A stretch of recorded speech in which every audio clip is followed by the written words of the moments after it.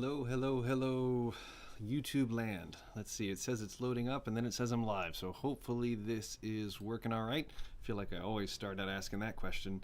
Um, the chat seems to be working okay. So if you want to add anything to the conversation or check in with a comment, or as has been happening a lot more lately, somebody checking in with something completely irrelevant to the whole conversation.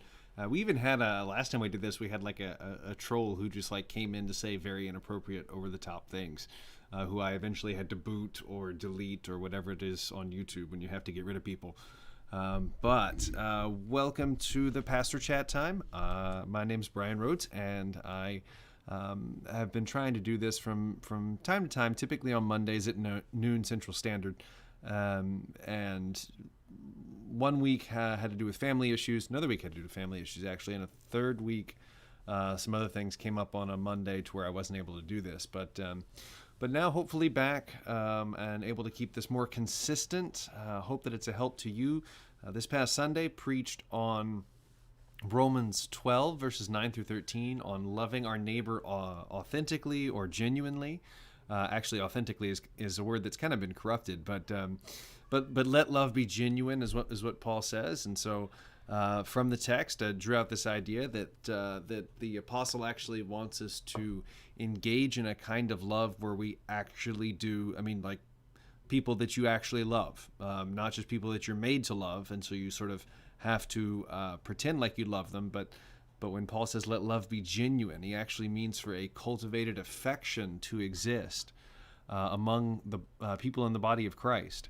And I think there's a lot of reasons today to excuse yourself from having genuine affection toward people who except for the work of the Lord Jesus, and except for faith alone and his magnificent work, we dream up a lot of reasons not to love each other genuinely. Again, I'm not saying that not only do we not love one another well, then that's just sin, but we also invent reasons to not let our love be genuine. So that was Sunday, and I've generally been told it was well received. It's always nice to hear when your sermons are well received. Sometimes it doesn't always happen, but most of the time, it's hearing that this was beneficial, helpful to people, address them where they were, which is always kind of what you hope for. As I had said in a previous a previous pastor chat, I am hoping to use this time to start working through some of or hopefully all of the 10 Commandments, and kind of the purpose of this time is the main purpose is for you, if you want to chime in with any kind of question or clarification. Perhaps you're a part of our Grace family here in Alexandria and you wanted to follow up on something, then that's a big part of what this time is for. Somebody did inform me recently that you have to have a YouTube account in order to participate in the chat, and I didn't know that, so I'm sorry. I do know that if you have a Google account or a Gmail account, you already have a YouTube account. So you can just log in this way. Marissa says, love those who hate you unless it's on Facebook. Exactly. So anyway, but the purpose of this time, I notice sometimes people just don't have things to ask or things to say, which is fine. So I have, for my own part, turned this into a time where if we don't get distracted by the other rabbit trails on offer, then what we can also do is talk about the 10 Commandments. Now, the 10 Commandments, I think, in evangelical circles have fallen on hard times, unless you want to put them up in front of a courthouse, and then suddenly everybody gets really interested in them. But other than that, it's the 10 Commandments are things that we know, things that we can reference, but I'm not always convinced that they shape our piety. That is, they shape our daily life under the lordship of Jesus. And they ought to, because they address more than simply, again, I've used this example before, that they're not pool rules, that it's not just the straight sort of, oh my. So it's storming here, and if you heard that, there was a loud pop through my window, and it seems like we are still casting. We did lose internet just about half an hour ago. And so yeah, if you can still hear me, chiming in now and again tells me not only that you're here, but also that the connection is still working, which is very appreciated. So we have a couple of big, not just sort of lightning sounds here, but like loud popping noises that follow, which is always real exciting. You wonder if that's going to be the one that knocks the power out. Anyway, you guys are not here to hear about my thoughts about lightning strikes, that's for sure. So I want to talk about the second commandment. So we're going to then go there. Exodus chapter 20. Let's see, verse 4. You shall not make for yourself a carved image. And King James says graven image, which if you're not familiar with that kind of language, when you think graven, don't think so much of like the grave or going down to the grave. Rather, if we speak of an engraving or perhaps a piece of jewelry that's engraved, we're speaking of something that's been carved into the jewelry in that case. And so a graven image basically means a carved image. So that's why the ESV translates it that way. You shall not make for yourself a carved image or any likeness of anything that is in heaven above, or that is in the earth beneath, or that is in the water under the earth. You shall not bow down to them or serve them, for I, the Lord, I, Yahweh, your God, am a jealous God, visiting the iniquity of the fathers on the children, to the third and fourth generation of those who hate me, but showing steadfast love to thousands of those who love me and who keep my commandments. Now, so this is the second commandment essentially talks about idolatry. And I won't spend a lot of time here addressing kind of differentiation of like the numbering of the commandments. So, but just real quick, so you know what that debate's about. There is some disagreement among most of Protestantism on one side, and I'd say Roman Catholicism and Lutheranism, and perhaps some others on the other side, about the numbering of the commandments. Everybody thinks there's 10. It's just which ones get which number. So for my Lutheran and Roman Catholic friends, verses 1 through 4, so you have, I'm the Lord your God who brought you out of Egypt. You shall have no other gods before me. You shall not make for yourself a carved image. That's all commandment number 1 for those folks. You shall have no other gods before me, and you shall not make a carved image. That's commandment number 1. And so then when you get to, you shall not take the name of the Lord your God in vain, I would say that's the third commandment. My friends in Roman Catholicism and in Lutheranism would say, no, that's the second commandment. And then the question becomes, how do you get 10? How do you still get 10 when you get to the end? Well, they split the commandment about covetousness, because the 10th commandment has to do with, you shall not covet your neighbor's house. And then you have this list. You shall not covet your neighbor's wife, male servant, female servant, ox, donkey, anything that is your neighbor's. They actually split that into 2 commandments. So you shall not covet your neighbor's house. That's the 9th. And then you shall not covet your neighbor's wife, male servant, female servant, ox, donkey, etc. That's 10th. And so I mean, in short, what do I think about that? I think that the distinction between the 9th and 10th commandment is really arbitrary. It's really hard for me not to see how that's not an invented distinction so that we can still keep it at 10, because the Bible does say that there are 10. It calls the commandments the 10 words of God, but it doesn't tell us the numbering. It just gives us the 10 and then calls them the 10. And so some debate about the numbering is perhaps understandable. It remains my opinion that the reason why these the first and second commandment get blended into a first commandment by those folks that I've already mentioned is that they take a softer approach, a more sort of open approach, I guess, to images, carved images and pictorial images in worship and in church. So it's why you would see, for instance, you'd see, say, a crucifix in Roman Catholicism and in Lutheranism, but not so much in other Protestant traditions. It's because we would number this as the second commandment, distinct from, but also connected to the first commandment, obviously.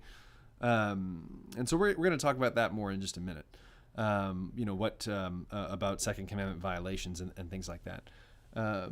But so that's kind of where I am, and just to be clear, because some people, when you come to that whole conversation, they'll say, well, look, there's so many ways to number the Ten Commandments. Like, you've got the way Roman Catholics do it, the way Eastern Orthodox do it, the way the Jews do it today, like in Israel, and then you got the way the rest of Protestantism and evangelical numbers them. And that's not really sincere. There are some differences in how they might separate the peculiar. So for instance, like, I think it's either Eastern Orthodox or Jews who would or the Jewish people who would include I am the Lord your God who brought you out of Egypt in the first commandment.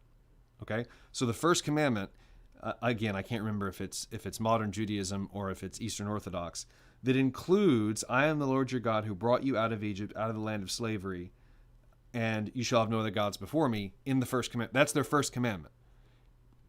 That's not really a substantive difference in what the first commandment is. They're just also including the verse before it.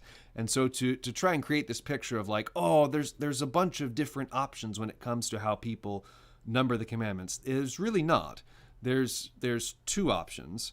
There's the one that I subscribe to, and all of Protestantism subscribes to, except for Lutherans and Jewish people and Eastern Orthodox, and then you have this other one, territory that's occupied only by Rome and the Lutherans, as far as I know. And so that's just to be clear on that. Numbering of the Ten Commandments, that's an issue. So let's talk about the content then of this second commandment, because it gets really interesting. You've got the way that this has been interpreted historically in Presbyterianism, which is where I'm coming from, so it's what I'm going to talk about, has been that essentially images of any kind, particularly in worship, are not allowed, and images of the Trinity, Father, Son, or Holy Spirit, are not allowed at any time. And so that's why in traditional Reformed Presbyterian churches, you're not going to see stained glass with pictures of Jesus. You're not going to see, say, children's books with pictures of Jesus in them. Jesus movies, obviously, with pictures of representations of Jesus in them, so on and so forth. That we would consider those things, broadly speaking, to be graven images. There's even a children's Sunday school curriculum where the pictures in the Sunday school curriculum, I think they're done through the eyes of Jesus. So it's Jesus looking at his disciples, or in the boat, or whatever. It's you're looking through the eyes of Jesus rather than looking at Jesus, which is sort of a clever way to try and preserve the integrity of how we've kept this commandment traditionally. So what do we think about all that? And so, John, I don't understand your comment, so you'll have to be clear. If you're making a joke, it's not clear. So images of the Trinity were forbidden, and that's something that we've continued to practice up to this day. It's actually a practice reflected in our own sanctuary. So if you go to our church website, graceforalexandria.org, there's going to be a link to...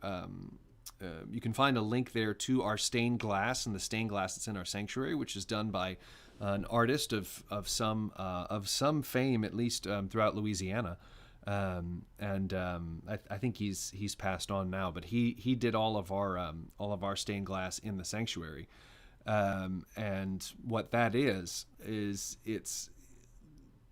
it involves images from the scriptures, but it's done in such an abstract way that you really couldn't perceive that that's what's going on unless somebody directed it to you and kind of walked you through. In fact, it's something that I would love to do. I'd love to put together a sort of a kind of animated video series describing the content in our stained glass window, because there's lots going on in them, but it's not sort of obvious just by looking at it. And so if you know somebody who's a graphic artist who can do like animation, and because you really would kind of have to sketch out digitally what's happening in the window, and so if you know somebody who's really talented at that and would like to do something like that, like to work on that project with me, please put them in touch with me, because I would love to see us do that. But anyway, that's how we're keeping faithfulness to the second commandment idea.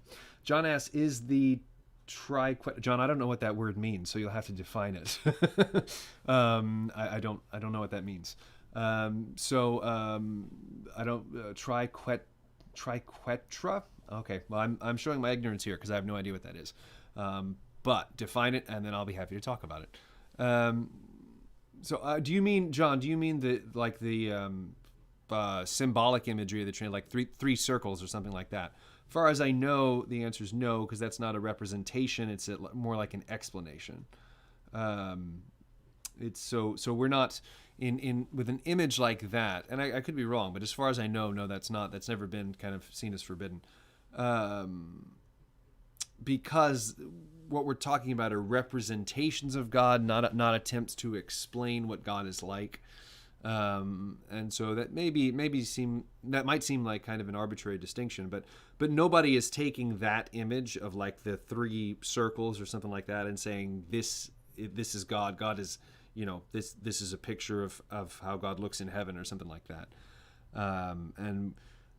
So where am I on all this? And so I don't know if you've noticed, I've kind of distanced myself as I've been talking about this, kind of making a distinction between where we've been historically and where we are, where I am.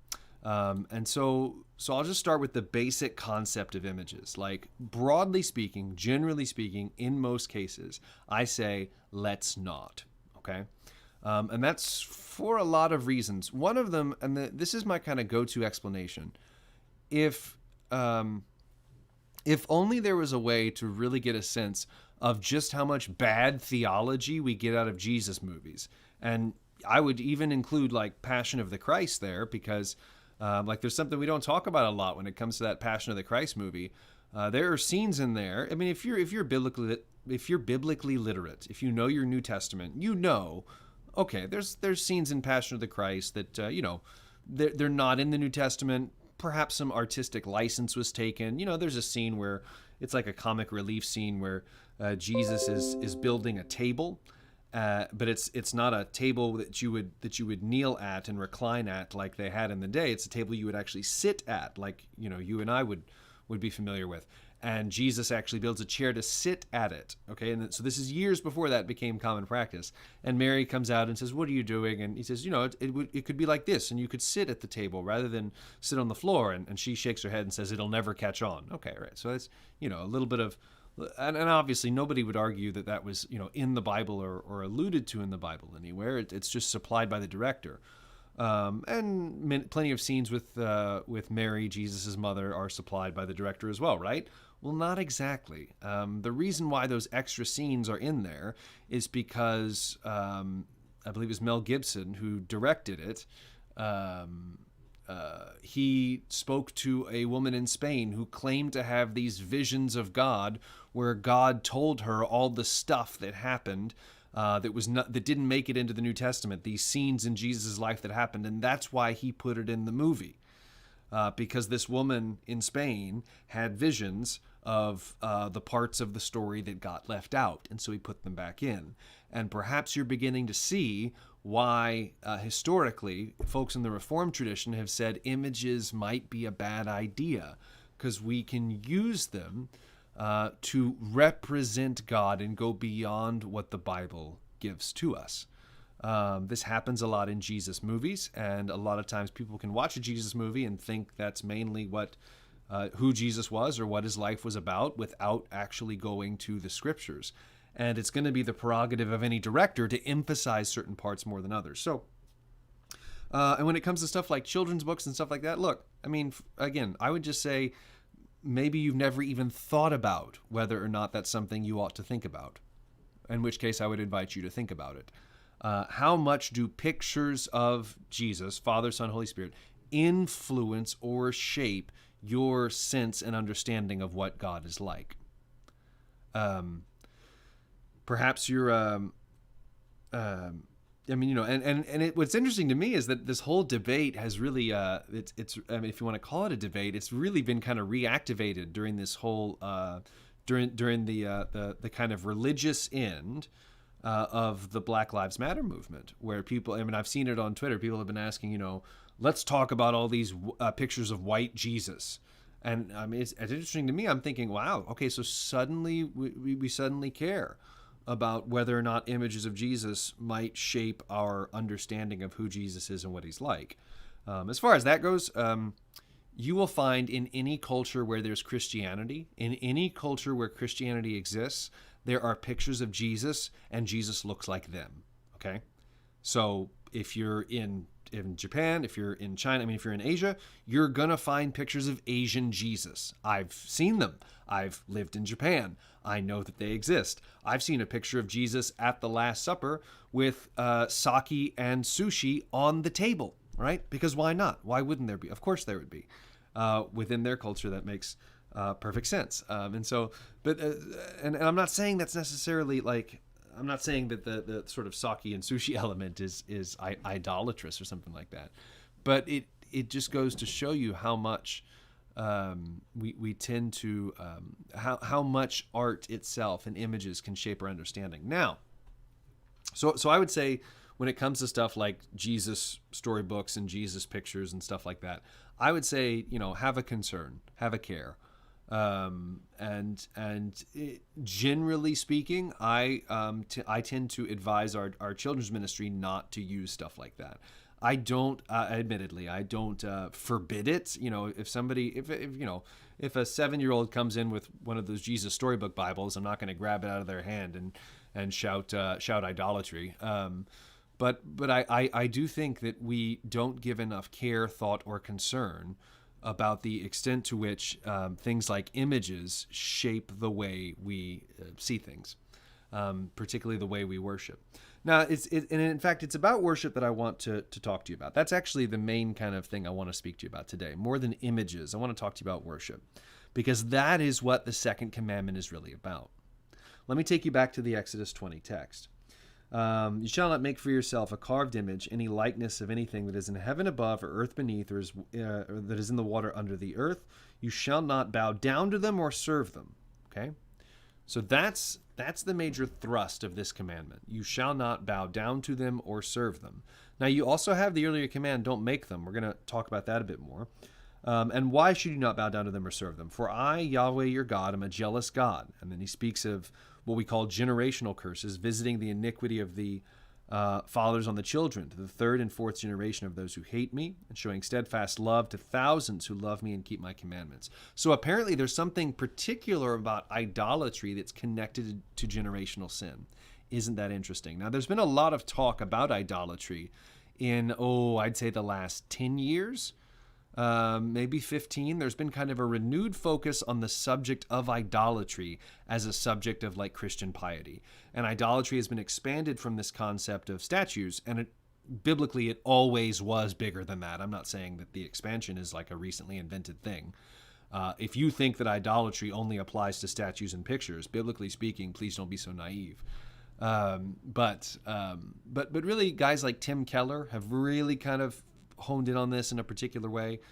Tim Keller's book Counterfeit Gods, I think, was what really kind of reoriented a generation of Christians. I don't want to speak hyperbolically. I don't want to overstate my case, but I think Counterfeit Gods really reshaped the way a lot of us think about idolatry and the concept of idolatry, and how idolatry has the way we talk about it now today. It's so much more than bowing down to an image. It's having something at the center of your life, having something that is your security, your protection, your joy and hope and comfort that is not God. And I think biblically that's a much more holistic, full picture definition of idolatry. But let's we're going to go to the larger catechism, and I want to share some things with you. So let's see. Question, once you get to the kind of lower 100s, it's where we start getting into the 10 commandments. So what are the duties required in the second commandment? So in other words, what things do the second commandment call us to do and be? The duties required in the second commandment are receiving, observing, keeping pure and entire all such religious worship and ordinances as God hath instituted in his world, particularly prayer and thanksgiving in the name of Christ, the reading, preaching, hearing of the word, the administration of the sacraments, receiving of the sacraments, church government and discipline, ministry and maintenance thereof, let's see, fasting, vows, disapproving, detesting, and opposing false worship, and removing all monuments of idolatry. Monuments of idolatry. Man, I didn't mean for this to get into a discussion about Confederate statues. That might be something else. Maybe that's for another time.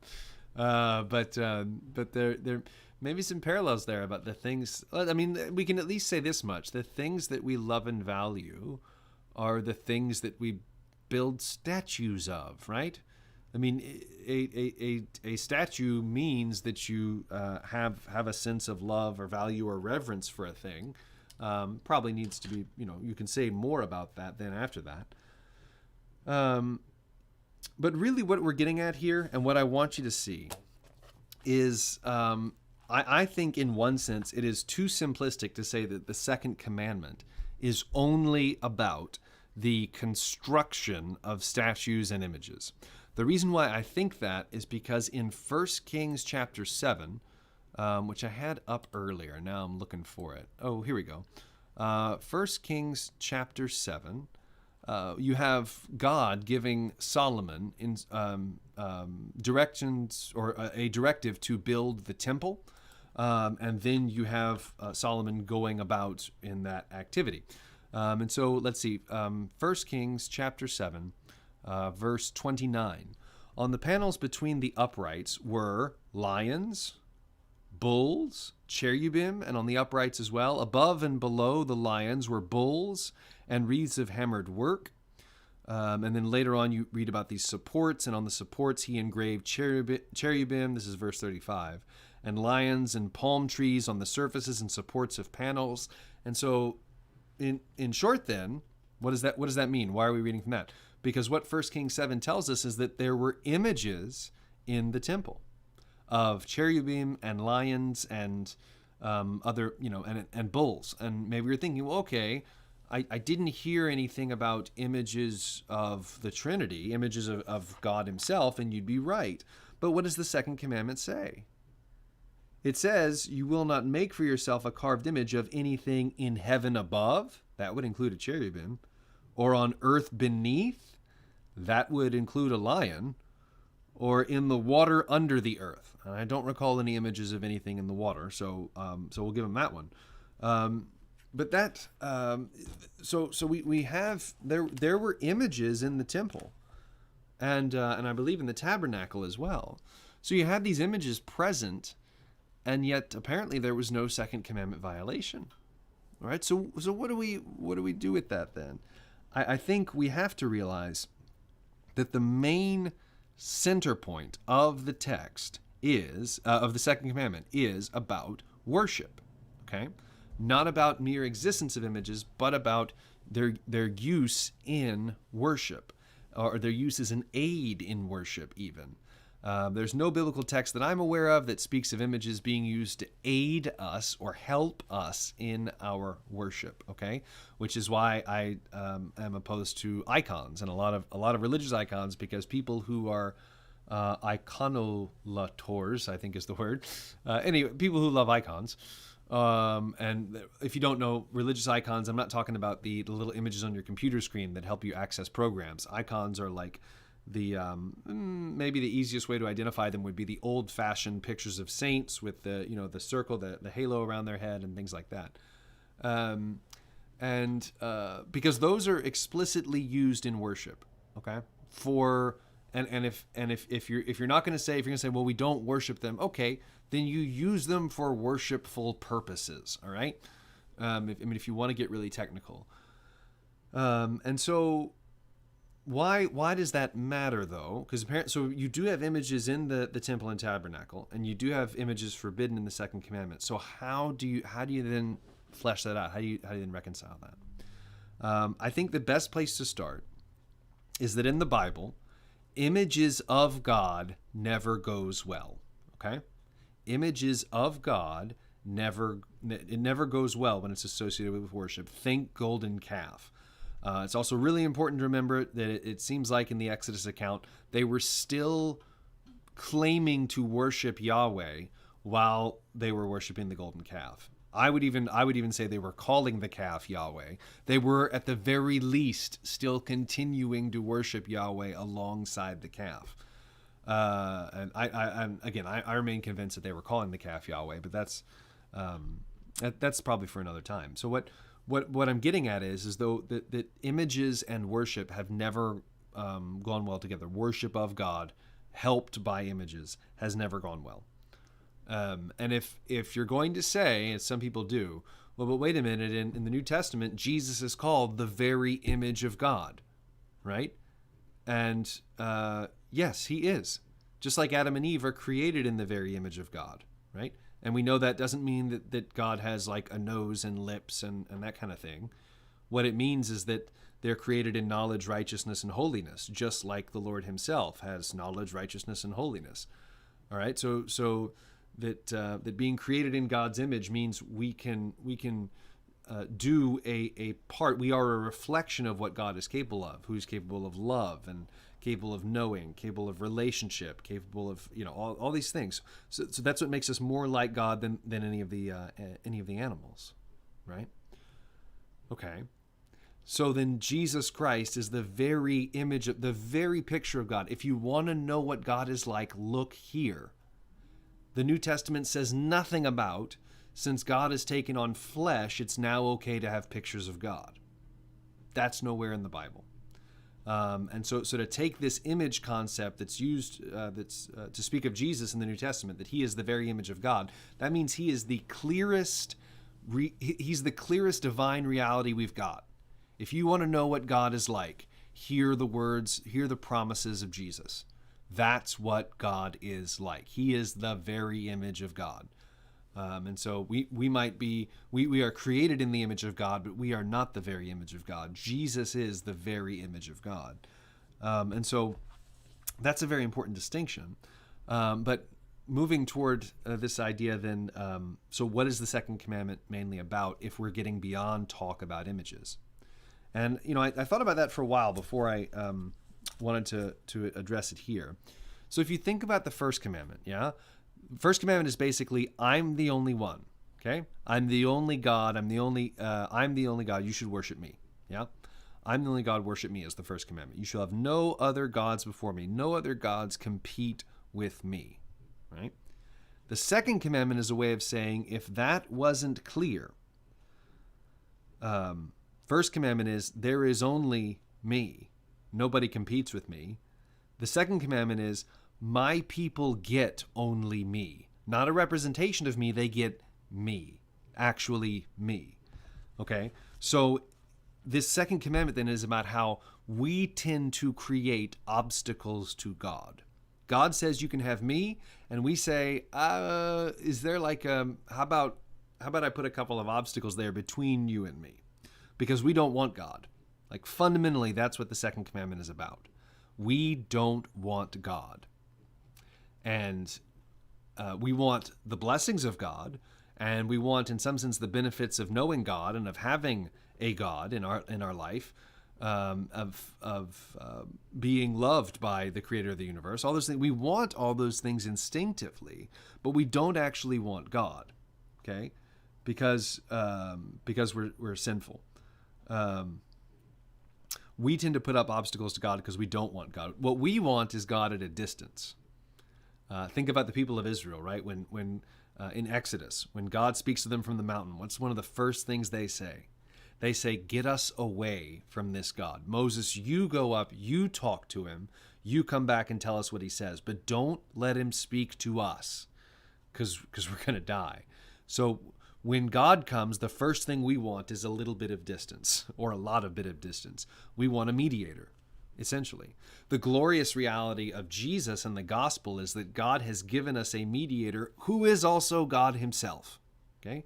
So we've said we don't, we can't handle God. We want a mediator. And God says, you know what? You're right. I'm going to give you a mediator who can meet you as you and yet still be me. And so our tendency is to want gods that we can control. Our tendency is to want God at a distance. But the Christian faith, the Christian faith is taught, and we teach this by way of the gospel, that God has given us God. That's the gift that he's given us, himself. God has given us God, and God wants us to have God, and we keep wanting not God, or sub-God, or mediated God. We don't actually want God. And so this is... that I think is what really is at the heart of the second commandment. I don't think it's mainly about pictures, though it's not about less than that. I just think it's about more than that. So I would say when it comes to pictures of God, beware. Beware that they have enormous power to shape your understanding of what God is like, and that we tend to move towards other things rather than... I mean, God has given us the scriptures, and he said, here's where you go if you want to know what I'm like. And we always want to say in our flesh, is there a secondary course of action there? Is there a plan B? Is there a way I can know God without the way that he's provided? Okay, this is why I continue to caution people. Certain books right now are on the market. There's a woman named Sarah Young who writes stuff, I think her name is Sarah Young, Jesus Calling, where she basically... writes down stuff that she believes Jesus is saying to people. That strikes me as very dangerous on the one hand. Can mature, healthy Christians read that kind of stuff and not be affected by it? I suppose so. I'm not convinced it's good in the first place. But I also have to wonder if the reason for its popularity and its success is because we don't have to go to God in his word as he's given to us. And it provides us that what do you want to call it? That hurdle, that mediation, that distance. God says, I've given you myself. And we say, no, thank you. I don't want that. I want something else that's kind of like you, but don't let God speak to us lest we die. And so let's see. John asks, perhaps you mentioned this with me missing it. But what about mental images that come to mind when reading the descriptions of Jesus in, say, Revelation 1, 13 through 16? All right. That's a great question, John. So let's go there now. Revelation chapter 1, 13 through 16. All righty. Oh, flipped all the way to the concordance. Okay. Revelation 1, verse 13. Here we are. And in the midst of the lampstands stood one like a son of man, clothed with a long robe, a gold sash around his chest. The hairs of his head were white like wool, as white as snow. His eyes were like a flame of fire. His feet were like burnished bronze, refined in a furnace. And his voice was like the roar of many waters. In his hand he held 7 stars. From his mouth came a sharp two-edged sword. And his face was like the sun, shining in full strength. All right. So, John, I think what you're saying here, and if it is what you're saying, I think it's an excellent point. You might be saying a couple of things. First of all, I hadn't gotten to this yet, and that is that within the larger catechism, in this talk of the second commandment, our larger catechism actually forbids mental representations of the divine. So let me read. The sins forbidden in the second commandment are devising, counseling, commanding, using, any way approving any religious worship not instituted by God himself, tolerating, maybe I should read with my glasses so that I can actually read the whole thing, tolerating a false religion, the making of any representation of God, of all or any of the 3 persons, either inwardly in our mind or outwardly or in any kind of any image or likeness or creature whatsoever. All right, so in other words, we've got a prohibition here against sort of mental images in your mind. And I'm going to say, and so I think John's question is like, it certainly sounds here in Revelation 1 like John, who is seeing Jesus, is attempting to paint a mental picture in our heads of what Jesus looks like. And I would say he absolutely is. There is no question about that. What I understand our confession, our catechism to be getting at here is that perhaps an idea might creep in that, well, if that's what Jesus looks like, Revelation 1, which, by the way, I believe it is. If that's what Jesus looks like, then before I can really properly worship God, I really have to get into this mindset, this headspace of picturing that. I really got to kind of hone in on that image of what it looks like and what he looks like, and then worship him as in accordance with this mental image. I would say that's kind of what the Catechism's getting at there. Not that, again, if you're reading Revelation 1 and you're picturing what the picture looks like that John gives to you, that you're sinning. I think that would be over the top silly. But I think, again, what our Catechism's getting at is that even the mental pictures we paint of Jesus can be dangerous. I mean, many of us don't remember this now, or at least, people that I talk to don't remember it. But a while back, there was a instance of one of these, a 12-year-old has a dream about heaven. And so it must have been that he was transported into the heavenlies, and he got a book deal, or maybe it was a little girl. But anyway, my point was that, some weeks later, after she has this dream where she's telling her parents that she, in her dream went to heaven, saw Jesus, she sees an artistic representation of Jesus. Okay. And she says, that's him. Like, legit, that's the guy that I saw. And so, as you might expect, this painting of Jesus coupled with this book deal starts getting a lot of attention. And it kind of starts gaining a kind of reverence as, of all the pictures we have of Jesus, this one is probably the most legit because a 12-year-old in her dream saw Jesus and this is what he saw. Now, let's just put aside how overwhelmingly silly some of that is. And just take for a moment that image of Jesus, which, by the way, if I'm not mistaken, it might have been Lifeway. I don't want to slander I don't want to speak slander. I don't want to lie about a business. I think it was Lifeway, though. And if it wasn't Lifeway, I apologize. But it was let's just say some Christian bookstore, some Christian literature distributor that really latched onto this and wanted to sell a bunch of prints of this Jesus portrait because it had now been verified by the 12-year-old who wrote the book, who had the dream, who went to heaven. And look, I don't mean to be the bearer of bad news, but the Jesus in that portrait is like slightly whiter than George Bush. Okay. And so, I mean, so think of that whatever you will. But it just looks decidedly American, if you ask me. Yeah, John says, be careful, you'll be canceled. Yeah, I don't want the Lifeway Mafia to come after me. That would be terrible. So what I kind of really wanted to get at, though, oh, that's right. I wanted to read this other text in Deuteronomy that is related to this, the whole image thing. Deuteronomy Chapter 4, beginning in verse 15, where we have idolatry being forbidden. So this is what the text says. Therefore, watch yourselves very carefully. Watch yourselves very carefully, since you saw no form on the day that Yahweh spoke to you at Horeb in the midst of the fire.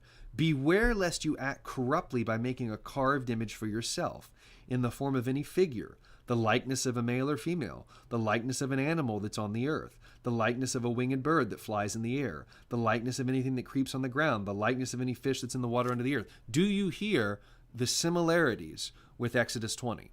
Okay, so here in Deuteronomy 4, Moses has more to say, but it's very, very similar. And the context, what's he talking about?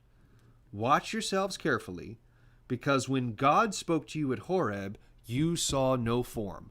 So are we talking about just building a statue by itself? No. Just making an image by itself of a male, female, of an animal, beast of the field, bird of the air, fish of the sea. No. We're talking about making an image of Yahweh who spoke to you at Horeb. All right? And beware lest you raise your eyes to heaven. And when you see the sun, the moon, the stars, the host of heaven, you'd be drawn away and bow down to them and serve the things that Yahweh your God has allotted to all peoples under the whole of heaven. Okay? But Yahweh has taken you and brought you out of the iron furnace, out of Egypt, a people for his own inheritance to this day. So, what is the central aspect there in Deuteronomy 4 of image idolatry? It's using the images to in any way connect you to God. In other words, God is saying, I'm invisible. And in terms of your worship, that is enough. Okay? My words and my promises. And if you want to see me, what does he give? If you want to see God, Jesus comes to you and he says, this is my body. This is my blood. That's as close as we get as Christians to seeing God. Now, am I saying that all other forms of, like, am I saying it's impossible, for instance, to see Jesus in a vision or a dream? No. The Lord is perfectly capable of doing whatever he wants with his own revelation. I am simply saying that what is normative, what he has given us to see, is his body and blood in the supper, his cleansing of sin in baptism, and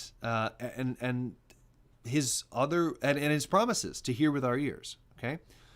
Otherwise, we worship God, who, as Jesus says in John 3, God is spirit, right? And those who worship him must worship in spirit and in truth. Do you realize, even though that verse gets used a lot of times to mean, like, in spirit means it has to be energetic, and in truth means it has to be doctrinally sound, not what Jesus is saying at all. God is spirit, which means you can't see him. And those who worship him must worship him as the invisible God and in truth. That's what Jesus is saying there. So that needs to matter to us, because it has always mattered to God's people throughout history. And that the big target here that we're trying to hit is about worship, the purity of worship, that God himself be worshiped as he desires to be worshiped, not as we would worship him. Because we tend to invent all kinds of ways to approach God or to get to God, other than God himself, who says, I want to give myself to you in these ways. And we say, I think we can figure out other ways. That's what the second commandment is talking about. God says, I want to satisfy you with all of who I am for you in Jesus. And we say, I think I'm going to find other ways to be satisfied. That is idolatry. Okay. So let me try to start wrapping this up. I've got about another 10, 15 minutes. If you've got follow-up questions or things maybe you've been wondering as I've been talking, now would be a great time to ask them, because I'd like to wrap this up around 1 o'clock, and my throat's getting really dry, and I don't have like a water fountain in here. So with regard to images, you have this general prohibition that we have to take seriously. Do not make for yourself an image. And then you get these categories: heaven above, earth, and the waters below. In other words, an image of anything is what's meant to be covered by that. And that statement seems to stand on its own. However, there seems to be some kinds of exceptions that happen as the tabernacle and the temple get built, where there are images and where God himself still dwells. And so for that reason, I'm going to say that it's not so much about the image itself as what is done with it. But as soon as we start to do anything with it that is even remotely close to, looking like, seeming like it's helping us to worship or helping us to access God, when God himself has told us that the throne of grace is accessible without any kind of other mediation, except for the mediation of Jesus' own blood, that should cause us some concern. And we should be careful before we start to very creatively assume that we've got ways around the prohibition of the second commandment. It's been part of my goal here to warn you against images of the Trinity, to say that they will shape the way you see God. I remember, this is going to be a worthless little aside. I remember when I was really little, when we lived in Little Rock, Arkansas at the time, and any children's minister or pastor is going to tell you that they've had moments where, through some sort of terrible miscommunication, a little child thought that Jesus was the pastor, okay? Because everybody talks about, talking to Jesus and loving Jesus and everything like that. And sometimes those wires just get crossed very innocently.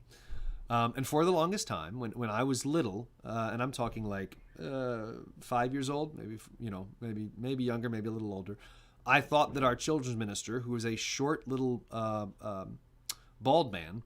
I don't even remember his name. Bless him. I thought he was Jesus. Like, genuinely. I thought, like, okay, because, and I think it had something to do with, like, because children's church told us, when we would come down and do the children's church thing up to the front, it was like, okay, now the little ones are going to hear about Jesus. And just through some kind of miscommunication, I was like, okay, we're going to hear Jesus, guys. And that's that guy sitting right up there. And so, and why am I telling you that whole silly story? Is it because, oh, it's so terrible that the little 5-year-old thought, no, that's going to happen.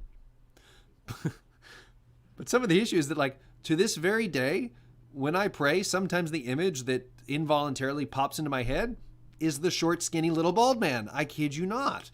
And so that's, that I tell you that story only to tell you that that the images and the pictures that we use and have of God, if we were to use them, really do profoundly shape our understanding of who God is. And most fundamentally, God has said, if you want to know about me, know this first, that I am a spirit. I'm invisible, right? A God, invisible, immortal, God only wise, if you've heard the hymn. And so I don't think we reckon enough with what it means that God has revealed himself by being an invisible God. And that seeing God is something we cannot handle, and we shouldn't make light of it. And God says, if you see me, you'll die. And we say, well, what if we can draw pictures of you? That's cool, right? Just think about it at least. Thank you, John. John asks, would denying an attribute of God be making an image? It would certainly be making an idol. I don't know if it'd be making an image. And maybe you're using those things interchangeably, John. But I would say yes. Like, denying an attribute of God would be an example of saying, I don't like the God that I'm given in the Bible. I'm going to modify him a bit, right? Which, again, that's what violating the second commandment means. Now, as I've said before, the second commandment's about worship. That's what it's mainly about, yeah? God has called us to worship him. He's told us how to worship him. And we violate the second commandment if we subtract from that or if we add to it. Okay? So subtracting from it is why I tend to make it a policy and practice in our services. Does it always happen perfectly? No, I'll confess, it doesn't always happen perfectly. But I'm trying to make it happen more consistently, that at least once per service, we are singing a psalm, maybe a psalm paraphrase or something like that. But that at least at some point in the service, we are singing one of the songs that God has given his people. I am not an exclusive psalmody guy. I do not think that you can only sing psalms. That's another thing for another time. But I have read the arguments of the exclusive psalmody people. I lived in Edinburgh, Scotland, where I went to a psalm singing church for a good long while. That's, I would consider that part of my heritage as a Presbyterian, and I like it. I just don't think it's a law. I love it, in fact. I think it's beautiful. If you've never heard psalm singing, get on that. Maybe if I try to put some links to psalm singing in the comments, the description of the video. But let me get to a practical application point then. Part of not adding to worship means we don't add requirements to worship. We don't add things that would keep people out of worship. Okay, unless God has said. All right. So the only a little Bible trivia question would be, what's the only thing that can exclude you from worship? And it would be persistent, repetitive, unrepentant sin for which you've been put under discipline, and then ultimately if you get removed from fellowship for that. That would be the only thing. Okay? And so a question that came up recently to me was that if I don't wear a mask to worship, a face mask, because of COVID, if I don't wear a face mask to worship, are you going to send me home? And my answer was no. No, I will not. Now, our church and our elders for now have made it a policy and a practice to tell our people, please do wear masks when you come, whether you're going to the outdoor service or the indoor service. It's appreciated. It's a very simple way to love your neighbor.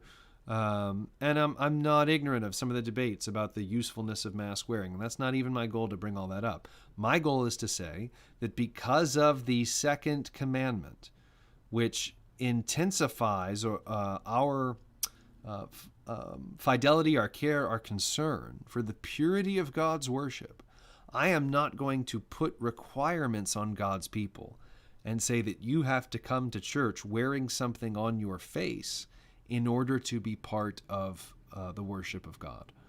And so if you ask me why, I would say, number one, the Bible. Number two, I would say I took a vow to uphold the standards, which is, in my case, the Westminster Confession and the Shorter Catechism and the Larger Catechism. And so this is part of what I'm upholding, that is forbidden in the second commandment, would be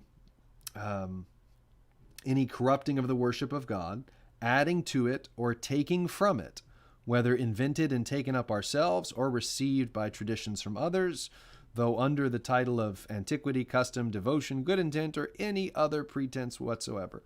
And so I don't add things to the worship of God because the scriptures have prohibited me from doing so.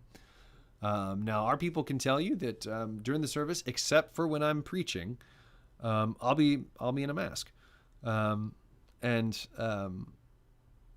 if you're not, I'm not going to kick you out. We've made it clear kind of what we would request of people, but at a certain point, you kind of have to trust your people to make their own decisions on these things, and so that's kind of how we have tried to weather some of this stuff.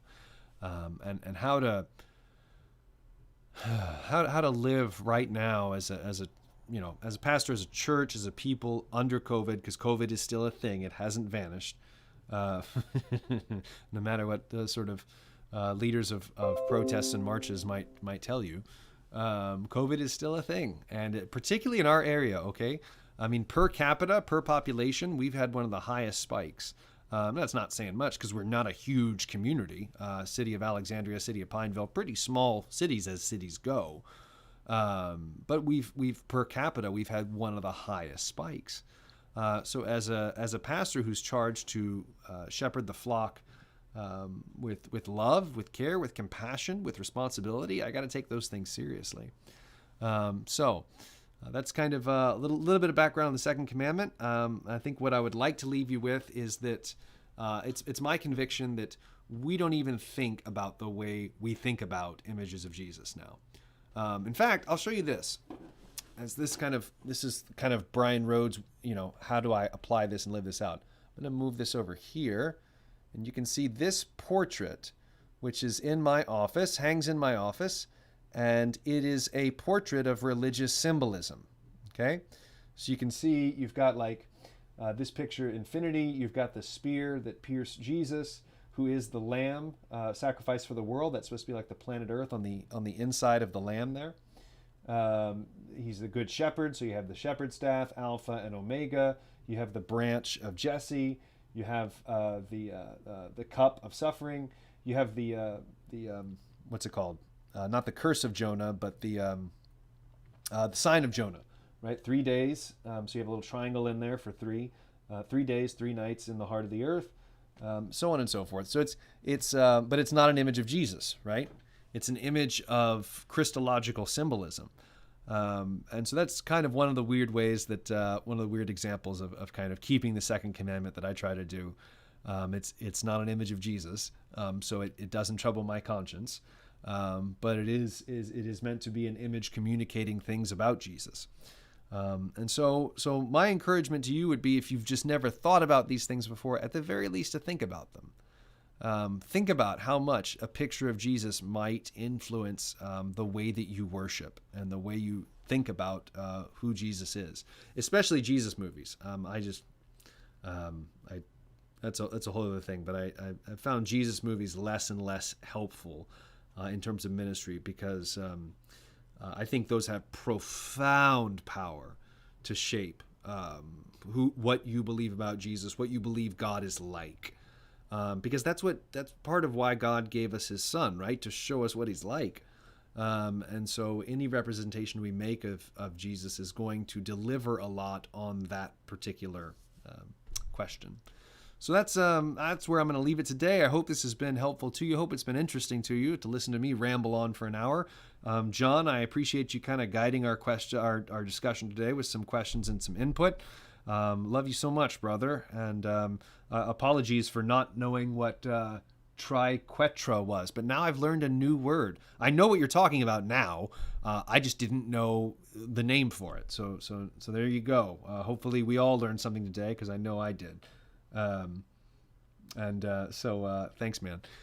So thank you to everybody else. Thanks for watching, for tuning in, and we'll see you next week. Bye-bye. Now the real question is, can you figure out how to turn this off? Haha, there it is. Bye, everyone.